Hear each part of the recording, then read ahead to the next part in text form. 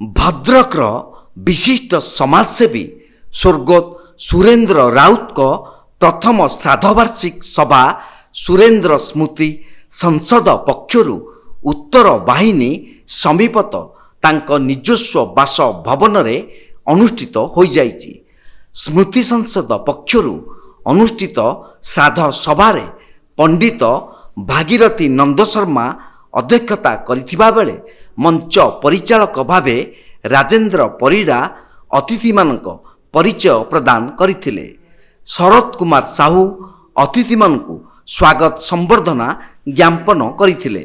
मुख्य अतिथि भावे डॉक्टर प्रमोद नायक और सम्मानित अतिथि भावे डॉक्टर नित्यानंद मिश्र, डॉक्टर गौरवचंद्र जेना, डॉक्टर नारायण नंद, अरुण कुमार पात्र, बंशीधर खुंटिया, अनंत चरण साहू, समाजसेवी सुधाकर राउत, विश्वनाथ नायक बहु प्रतिष्ठित व्यक्ति योगदान करी निज निजर वक्तव्य सभा कार्य आरंभ अतिथिगण स्वर्गत सुरेन्द्र राउत फटो चित्र पुष्पांजलि देई श्रद्धा सुमन अर्पण करथिले।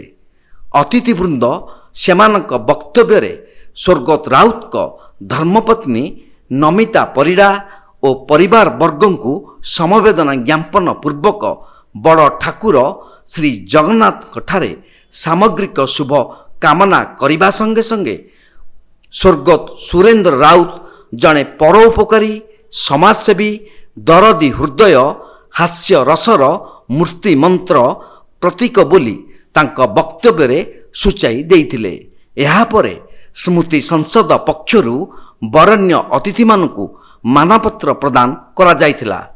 राजकिशोर मूल्यवान प्रदान करा जाई संबर्धित करा जाइथिला।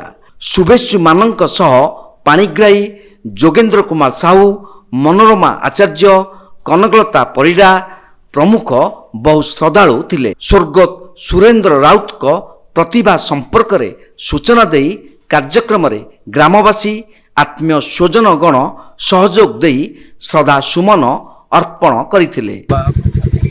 सुरेन्द्र साहूकर जो व्यक्ति चरित्र थिला से सामूहिक चिंता चेतना जड़े मनीष व्यक्ति चरित्र अपेक्षा सामूहिक चरित्र और चिंता को से बेसी अपनाई था एवं तांकर परोपकार करवा अन्य को साहाय्य करवा अभाव असुविधा को मोचन कर से प्रयास जीवन सारा रखिंट। एमती ये अंचल व्यतीत निजर बंधु संपर्क अचिन्हा चेना अचिन्हा कौन प्रकार फरक ना था ये जो प्रकार साहाय्य सहयोग हाथ में पड़े से केवल छाड़ती ना। से कहती जे जदि मु क्या साहाय्य करी मत देखिक आउ जड़े किए साहाय्य करने हाथ बढ़े यदि मुझे किसी न करी लोक मत भूल बुझे और से भूल बाटे जी।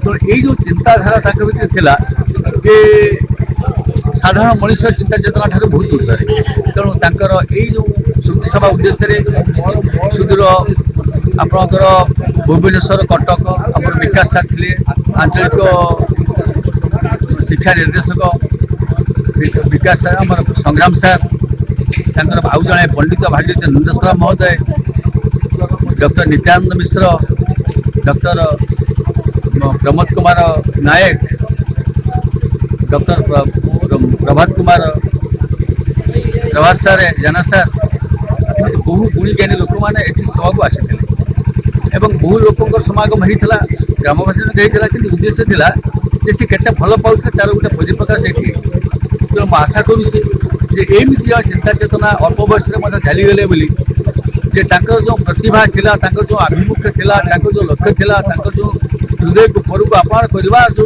भाव प्रवणता थिला से आम भर जी परिपुष्ट हुए से निश्चित भाव में प्रति माने सर्वत्र श्रद्धांजलि हो आशा करुच्ची। आजिकार जो उत्सव ये अन्य को प्रेरणा जोगे विश्वास करुच्ची प्रति यार प्रभाव प्रतिफलन हम बोली आशा कर। भद्रकरू पुनील कुमार सामंत को रिपोर्ट तीर्थक्षेत्र लाइव।